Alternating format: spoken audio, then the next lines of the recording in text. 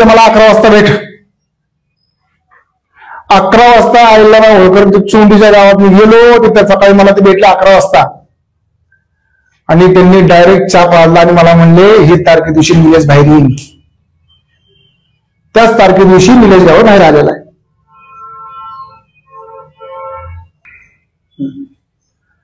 निलेश गाव जेलमधून कधी आला, ती तारीख किती, पासपोर्ट भेटली तारीख किती, किती दिवसाची ती बघा. बाहेर कुणी काढला? मी पवाराने मोक्यामधून. आता पासपोर्ट कोणी दिला तुम्ही बघा ना. जानकीराम अण्णासाहेब गायकवाड निलेश गावाचा मामा. जे आता काही प्रकरण सगळं चाललेलं आहे सगळं खोटं आहे. कुठं काय या संघ बसला त्या संघ बसला, यांच्याच साथ करतो, याच काम करतो, असं सगळं चाललंय. आता 10 केसेस पडल्यात. तो बाहेरच आहे. तो 9 तारखेला गेलेला आहे. 17 तारखेला फायरिंग झाली आणि 24 तारखेला त्यांनी एफआयआर दाखल केला. त्यात निलेश गावाचं नाव, सरचं नाव हे पण तो कुठं मिटते नाही तोपर्यंत म्हणले दाखवल्या त्यांनी बळकल्यात. आता काल परवा ते दुसरं ते आलं, ते बायचं काहीतरी म्हणले ते फ्रूट का काय लेकरांचं खायचं ती जे काढले. एवढे दिवस त्या लोकांनी कंप्लीट कशी नाही केली? 10 प्लेटला कोण गप बसन का? इथभर बांधवरला माणूस माणसाला मारतात. 10 प्लेट कधीच आहेत काय ते बघा. हे शहींचं करा ना. तुमच्याकडे काम आहे तुमचं काम तुम्ही करा. आता isakal.com आहे देशातील नंबर 1 ची मराठी न्यूज वेबसाईट. प्रत्येक अपडेटसाठी isakal.com ला नक्की भेट द्या. तुम्हाला सांगतात सुरेश दस संघ फोटो, निलेश गावाचा राम शिंदे साहेब संघ फोटो, हे संघ फोटो, त्या संघ फोटो. मग आता मी दाखवतो ही फोटो कोणाचं कशामुळे फोटो तुम्हाला सांगा. तुम्ही त्यांना मग तुम्ही इन्क्वायरी करा, नाव तुम्हीच सांगा. हा फोटो कोणाचा आहे? सभापती राम शिंदे साहेबाला जीव मारण्याची धमकी दिला माणूस तो कोणापाशी आहे? हा झाला एक. ही त्याच्या घरातला फोटो आहे, त्याच्या मुलीला घेऊन तिथं एवढे होते समज त्यांचे. शिंदे साहेब धमकी हिंदी दिली ना.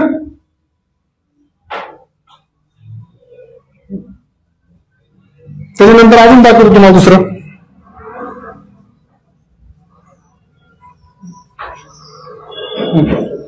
त्याच्यानंतर हा कोण आहे बघा. ह्या व्यक्तीबद्दल परवा दिवशी मी 4-5 दिवसापूर्वी ऐकलं. कदम साहेब म्हणत होते हा मोक्यातला आरोपी आहे. ह्याच्यावर मोका पडलाय. या सागर व्यवस्थेवर बी आणि संतोष धुमाळवर पण. हे कुणापाशी आहेत? त्याच्यानंतर एक फोटो दाखवतो. निलेश गावात कुणापाशी बसू शकतो?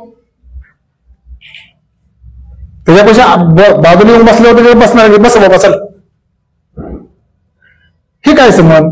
हे कोण? त्यांनी सांगा.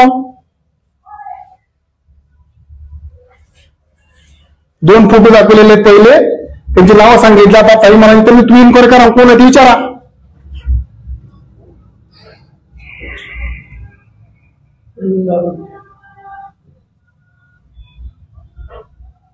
परवीन गुले कर्जत,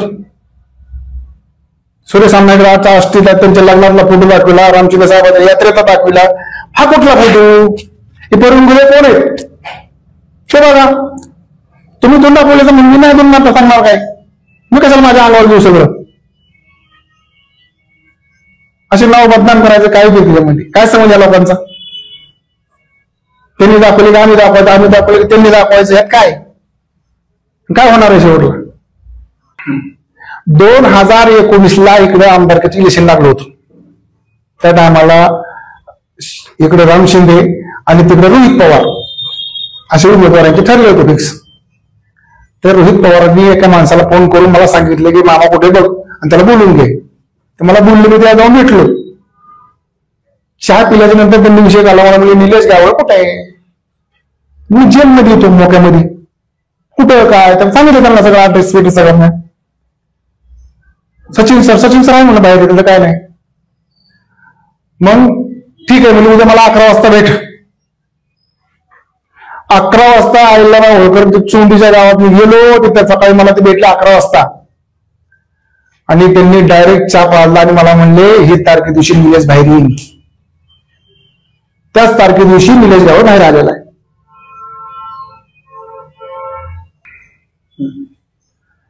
निलेश गावड जेलमधून कधी आला, ती तारीख किती, पासपोर्ट भेटलेली तारीख किती, किती दिवसाची ती बघा. बाहेर कुणी काढला? मी पवाराने मोक्यामधून. आता पासपोर्ट कोणी दिला तुम्ही बघा ना, तिथं असतील ना कोणी सांगणारे. काही दोन साहेब सस्पेंड कधी केली म्हणजे कुठली तरी कुणाची होते. ही शाहीच करा. याला फॉलो का आपण लांब फिरणारा माणूस नाहीये. शेती करणारा माणूस गावाकडे असतो मी विचार. आज चंद्रकांतचं नाव येते, शिंदे साहेबाचं नाव येते, राम शिंदे साहेबाचं. ते आमच्या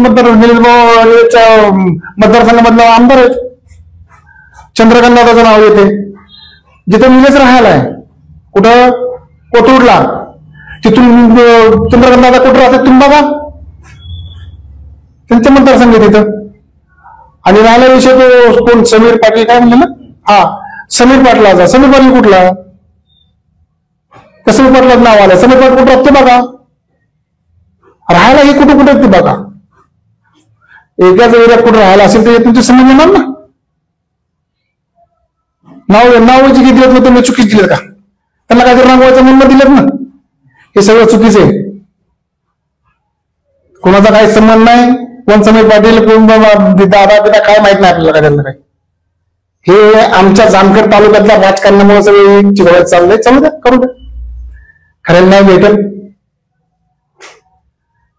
एवढीच अपेक्षा दुसरं काय.